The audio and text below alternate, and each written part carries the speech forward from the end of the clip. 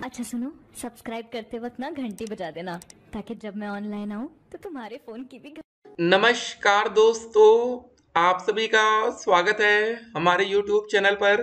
तो आज हम बात करेंगे UP DElEd BTC admission 2024 latest update के बारे में। तो आज हमारी तारीख हो चुकी है 17 अगस्त 2024 की। बड़ी अपडेट में सबसे पहले बात करेंगे आज की ब्रेकिंग न्यूज। जी हाँ दोस्तों, 17 अगस्त 2024 तक आवेदन की स्थिति क्या है, सब कुछ हम इस वीडियो में देखेंगे। वीडियो को आपको शुरू से लेकर अंत तक देखना है। सबसे इंपॉर्टेंट बात हम इस वीडियो में देखेंगे, पहले आज की गुड न्यूज क्या है। जी हाँ दोस्तों, कुछ अच्छी खबर भी आपको रोज देखने को मिलती है, तो उसको भी ध्यान देंगे।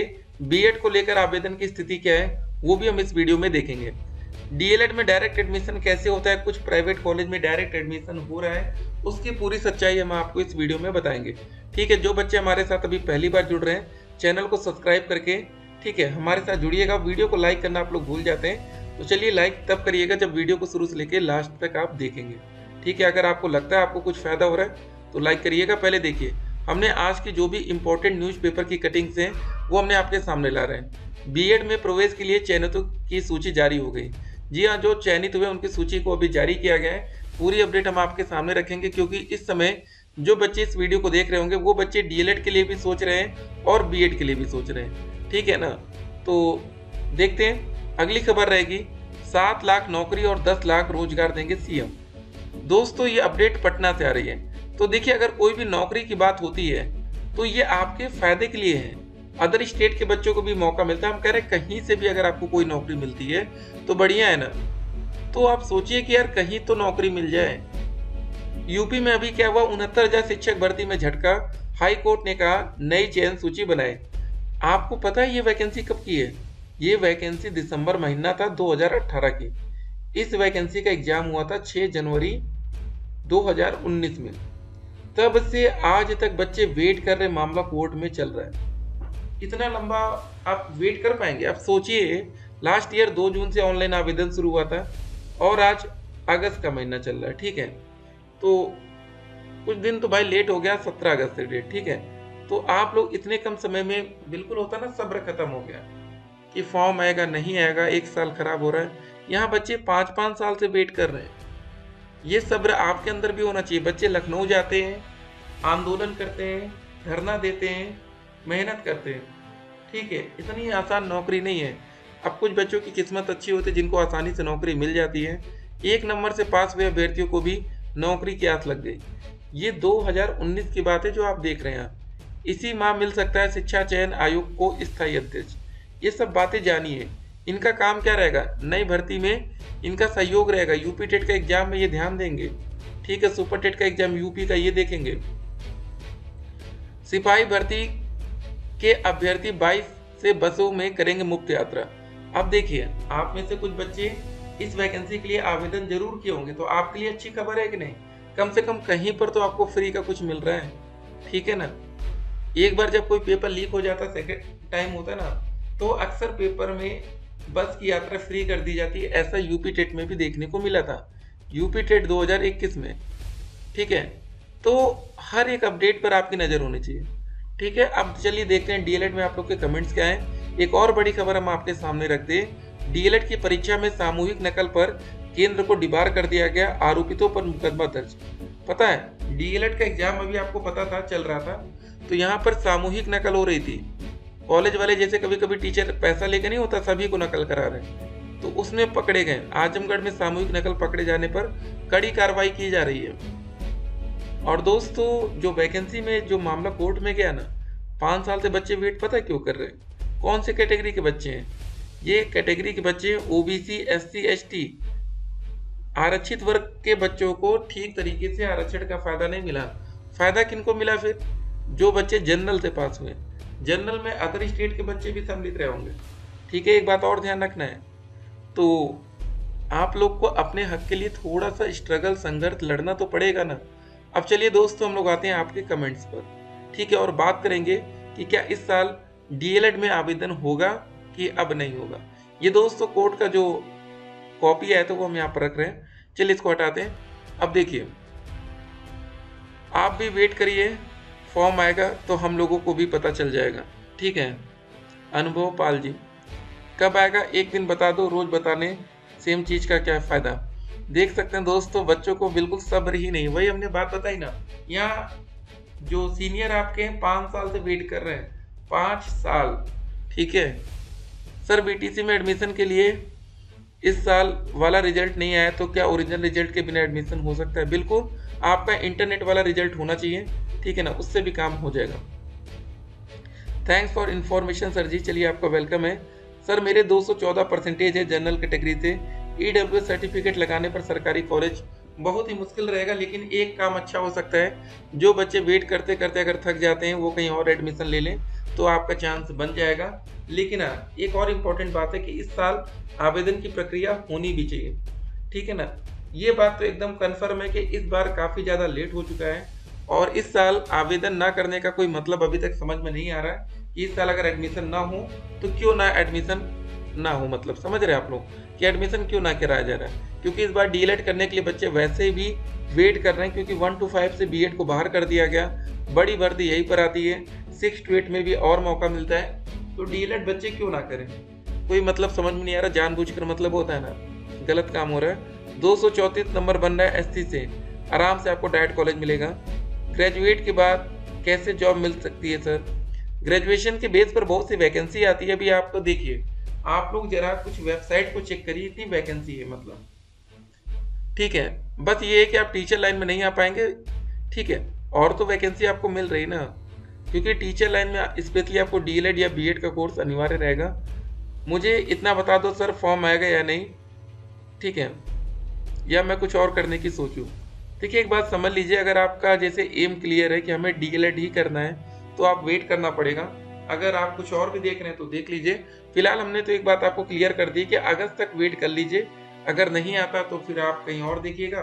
नहीं तो अगर अभी भी देखिए, बहुत से बच्चों की पहचान अच्छे अच्छे कॉलेज में होती है, आप पता करके रखे रहिए एक अल्टरनेट कोर्स कि चलो नहीं आता तो हम उधर शिफ्ट हो जाएंगे, ठीक है। लेकिन जिन बच्चों का डायरेक्ट में एडमिशन होने वाला है वो बच्चे तो वेट ही करेंगे अभी।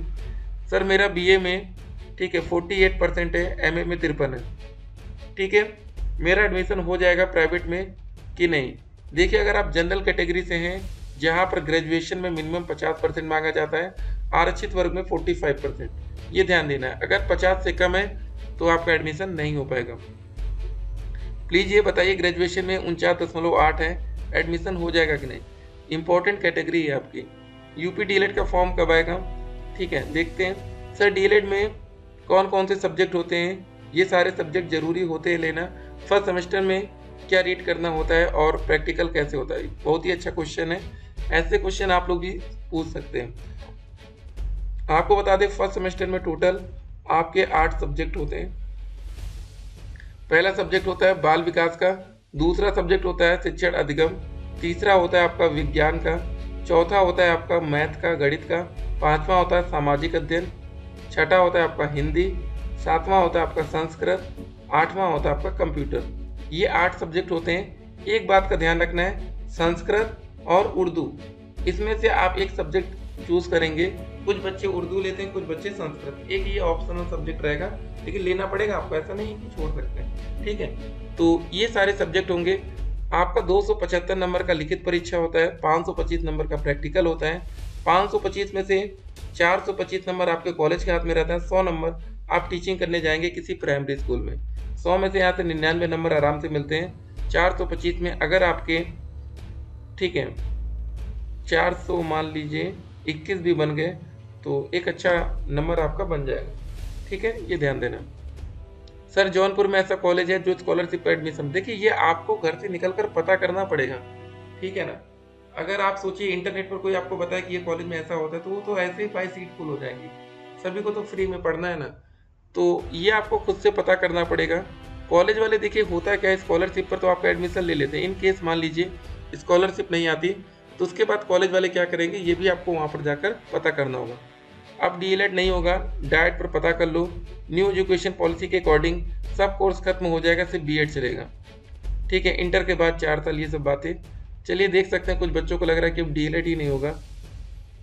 ऐसा करेगा तो जब सच में फॉर्म आएगा तो कोई यकीन नहीं करेगा, ठीक है। ऐसा कुछ नहीं है, हमने कमेंट बॉक्स में एक लिंक दिया है, ठीक है ना, आप लोग वीडियो मत देखिए चलेगा, लेकिन एक लिंक है डीएलएड result result.com। इस वेबसाइट पर जाकर डीएलएड की तमाम बड़ी खबर, जो भी लेटेस्ट अपडेट होगी, आवेदन होगा, सबसे पहले आपको यहाँ पर न्यूज मिलेगा।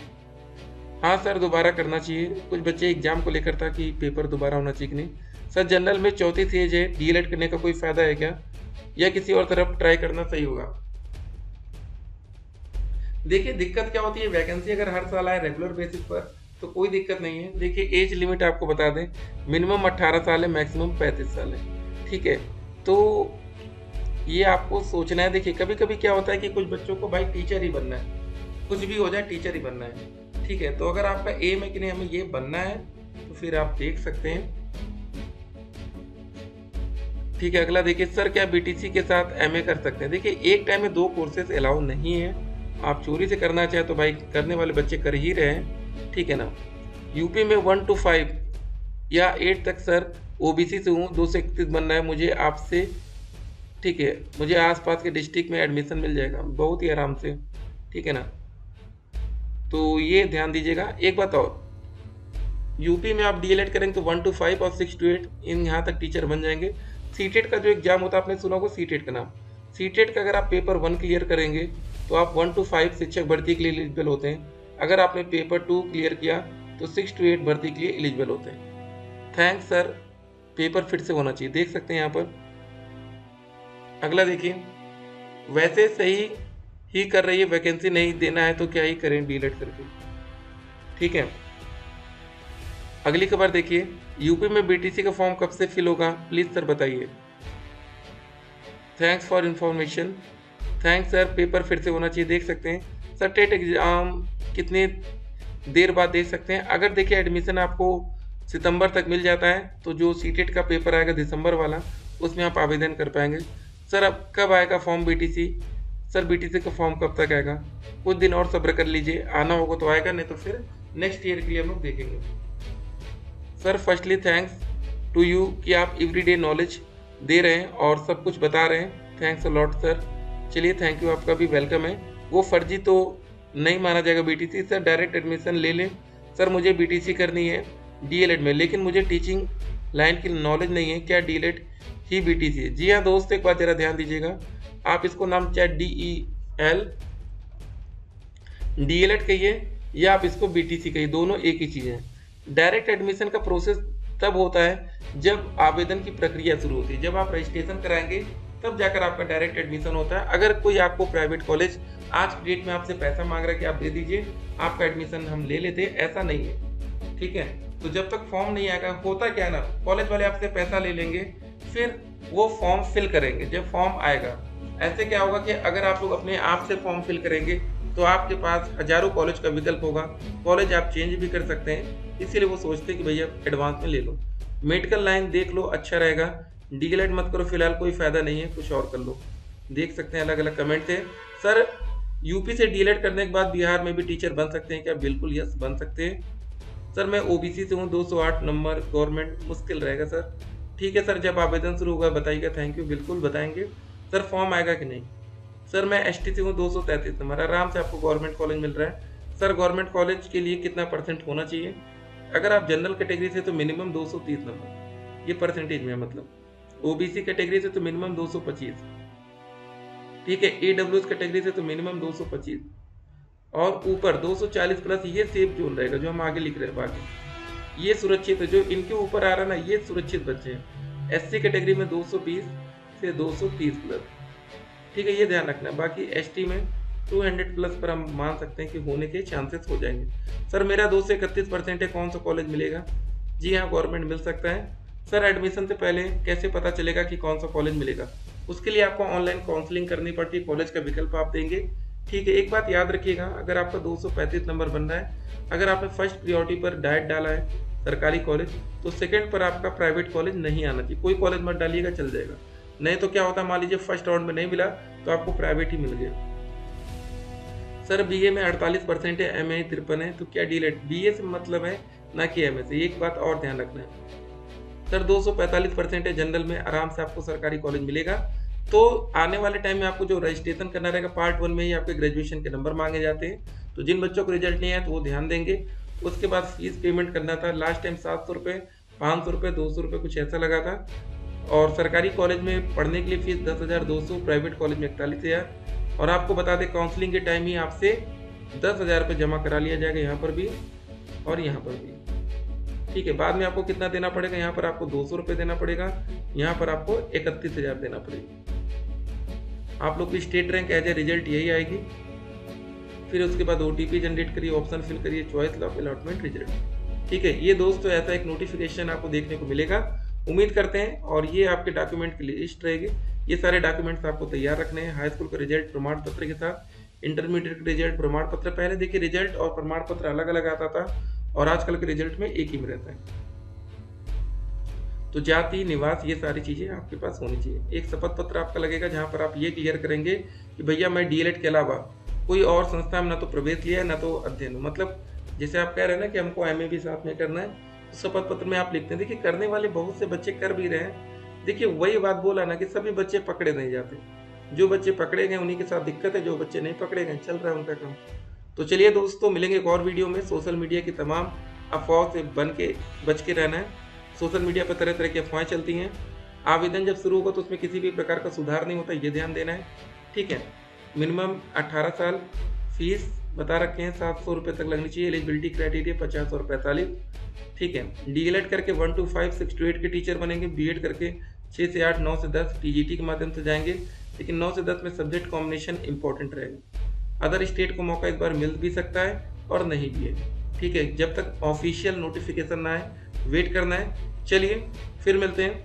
और अगर आपके कोई सवाल है तो आप हमें व्हाट्सएप पर मैसेज कर सकते हैं 8738079216 8738079216। ठीक है, तो जल्द ही कोई ना कोई न्यूज आपको देखने को मिलेगी। फिर मिलते हैं, स्टे कनेक्टेड।